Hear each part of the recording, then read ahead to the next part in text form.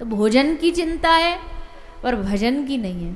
बाकी कोई आपत्ति विपत्ति आई भजन छोड़ देंगे, भोजन नहीं छोड़ेंगे। घर में कोई मान लीजिए कोई घटना घट गई, कोई सूतक इत्यादि हो गया, किसी मृत्यु हो गई, तो सबसे पहला काम क्या करेंगे, क्या छोड़ेंगे सबसे पहले?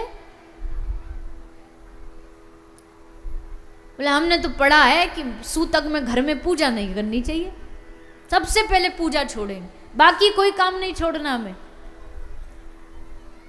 अगर सूतक है तो भोजन भी छोड़ के दिखाओ।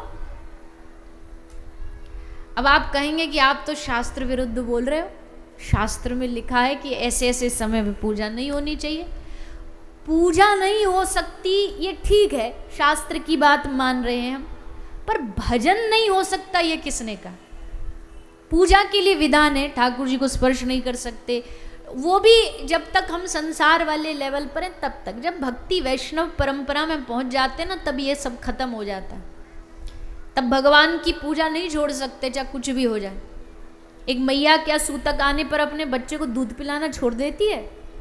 क्या खुद भोजन करना हम छोड़ते हैं? सबसे पहले छोड़ेंगे भजन। माला पैक करी, टांग दी अलमारी पे, ये नहीं होनी अब 12 दिन तक छुट्टी। 12 दिन तक अब नहीं करना पड़ेगा, अब आराम से मजे करेंगे। सबसे पहले भजन छोड़ेंगे। तो बात को समझिए, उसको अन्यथा नहीं लेना। पूजा ठीक है नहीं करे, पर भजन नहीं छोड़, माला नहीं छोड़नी। कोई भी परिस्थिति आ जाए, कोई शास्त्र नहीं कहता कि आप माला नहीं कर सकते, माला नहीं छू सकते।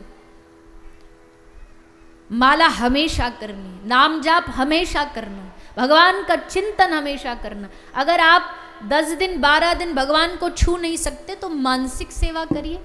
मन से भगवान को, जो आप रोज करते हो, मन से भगवान को भोग लगाओ, मन से ठाकुर जी को खिलाओ पिलाओ। क्योंकि हमारे ठाकुर जी तो इतने भोले, मन से तुम, अरे स्वरूप में करोगे तो फिर भी तुम्हारी मेहनत लगेगी, मन से तो ना पैसा लगना ना मेहनत लगना, कुछ नहीं लगनी, उसमें काहेगी कंजूसी।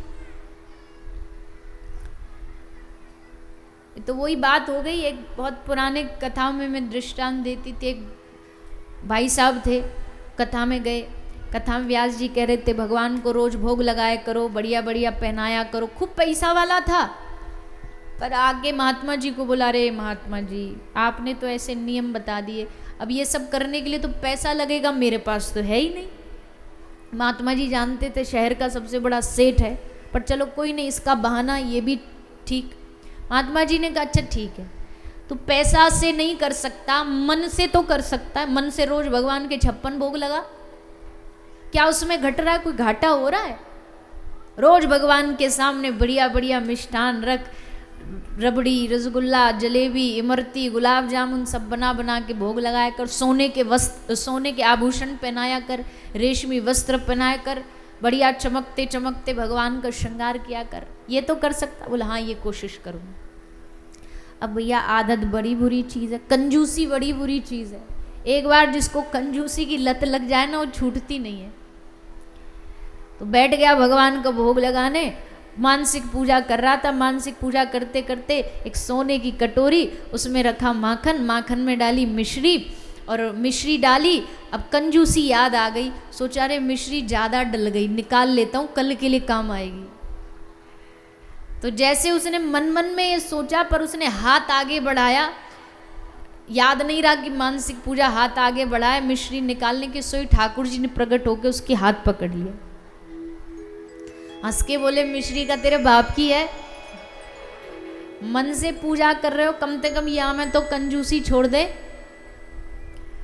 पर नहीं छूटती। पर चलो इस बहाने कम से कम ठाकुर जी की नज़र तो पड़ी कि कितना कंजूस है, एक नंबर का। किसी भी बहाने बस भगवान की नज़र पड़ जाए, इसी में जीवन की धन्यता है। उनको दिख जाए, भले कंजूसी में ही दिखे, कि दिखा तो कितना भयानक कंजूस है। तो मानसिक पूजा करो, जितनी मन से ठाकुर जी की सेवा कर सकते हो करो। मानसिक पूजा में कोई विधान नहीं है, कोई छूत अछूत नहीं। तो भैया समय आने पर सिर्फ भजन मत छोड़ा करो कि भजन छोड़ दिया बाकी सब काम कर रहे हैं। सोना नहीं छोड़ते, खाना नहीं छोड़ते, परिवार नहीं छोड़ते, तो भजन क्यों छोड़ो? जीवन में किसी से पाप अपराध बन गया हो तो घबराइएगा मत। अकेला एक नारायण नाम, कृष्ण नाम, राम नाम, श्री राधा नाम ऐसा है जो तुम्हारे सब पापों को जला करके भस्म कर देगा। इस नाम में बड़ी ताकत है। अजामिल नाम का एक ब्राह्मण था।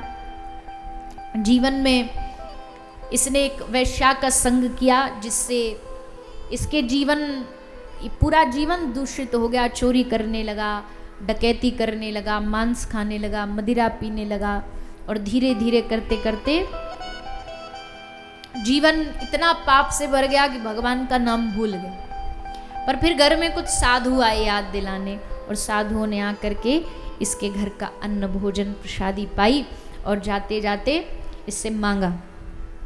क्या मांगा?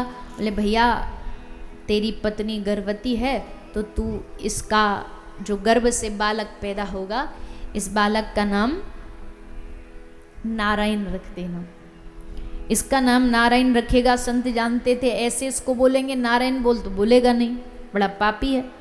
कल कहा था ना जब पाप होता ना जीवन में तो चाह के भी बोल नहीं पाता। जब बुढ़िया अम्मा को कहा ना मैया राम राम बोल, बोले नहीं यही नहीं बोलूंगी।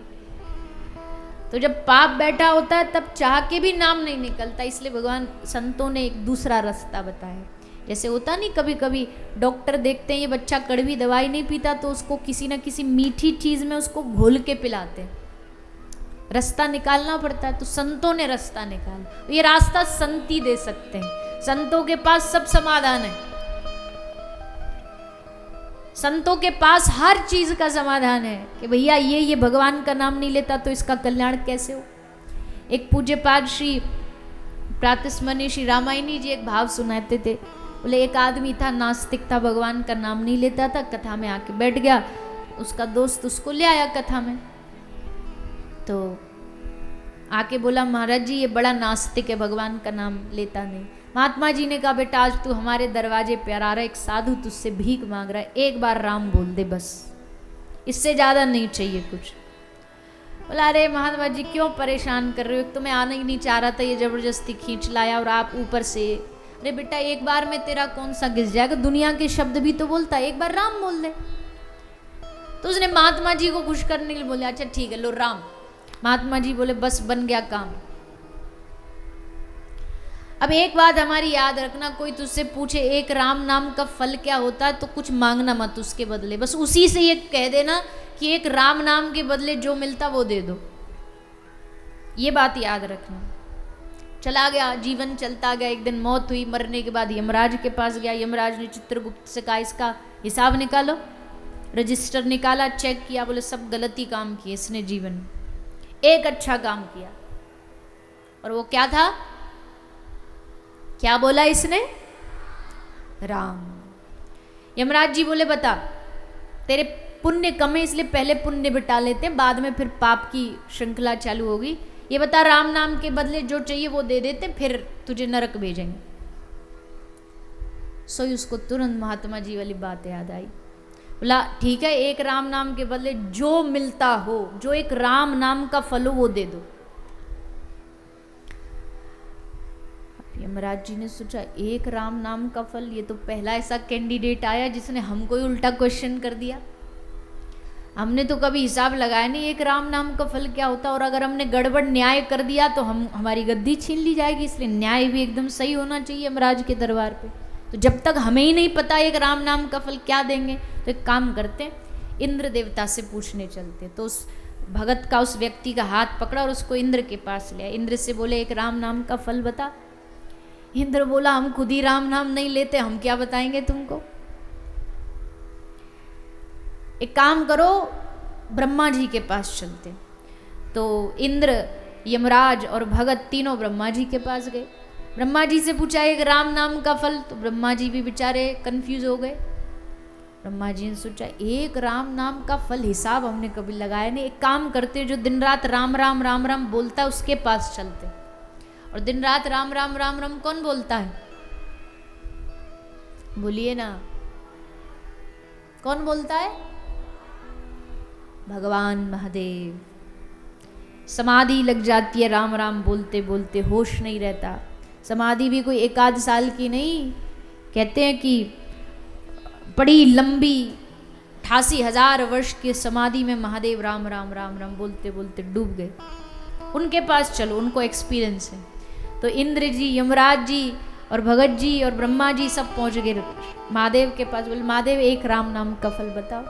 महादेव ने मुस्का के कहा मेरा काम है राम नाम गाना, मैं इसलिए गाता हूँ कि मुझे आनंद आए, मैं गिनता नहीं कि इसका फल क्या मिलेगा, मैंने कभी नहीं सोचा आज तक।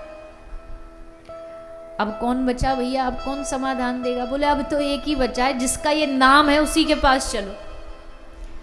तो ब्रह्मा जी और महादेव जी और यमराज जी, भगत जी सब पहुंचे राम जी के दरबार में। राम जी से कहा राम जी आप बताओ एक राम नाम का फल है। राम जी मुस्कुराए और मुस्कुरा के बोले जिस आदमी ने जीवन में कोई अच्छा काम नहीं किया हो, पापी पाप किए हो, पर जीवन में एक बार राम नाम लिया, आज उसको पकड़ के उसका हाथ बड़े सम्मान के साथ तुम ब्रह्मा, शंकर, इंद्र, यमराज मेरे दरबार तक लेकर के मेरे सामने उसको खड़ा कर दिया, इससे बड़ा एक राम नाम का और फल क्या हो सकता है? जो मेरे दरवाजे पर आने के योग्य नहीं था, जो मेरे सामने खड़ा, ये इससे बड़ा राम नाम का प्रताप देखना तुमको। तो भैया देखो एक साधु ने कैसे जीवन बदल दिया। एक बार की बात की, इससे एक बार राम बुलवा दो बस और ये पहुंच जाए भगवान तक। तो साधुओं के पास सब समाधान होता है। संतों ने कहा बेटा नारायण नाम रख लेना। नारायण करते करते करते भागवत कहती हैं कि एक दिन अंत समय आया और अंत काल में भी इस अजामिल ने भगवान का बेटे को पुकारा, पर नाम भगवान का था। और जैसे नारायण नाम उच्चारित किया, भगवान के दूत वहाँ प्रकट हो गए। यमदूतों को कह दिया खबरदार इसको छुआ भी तो, क्योंकि ये अब नरक जाने के योग्य नहीं, इसने इतना पवित्र भगवान नाम ले लिया है, अब ये नरक नहीं जा सकता। अब ये भजन करेगा और तब इसको भगवान की प्राप्ति होगी। अजामिल ने भजन करते हुए नाम का स्मरण किया और अंत में जाकर के अजामिल को भगवान की प्राप्ति हुई।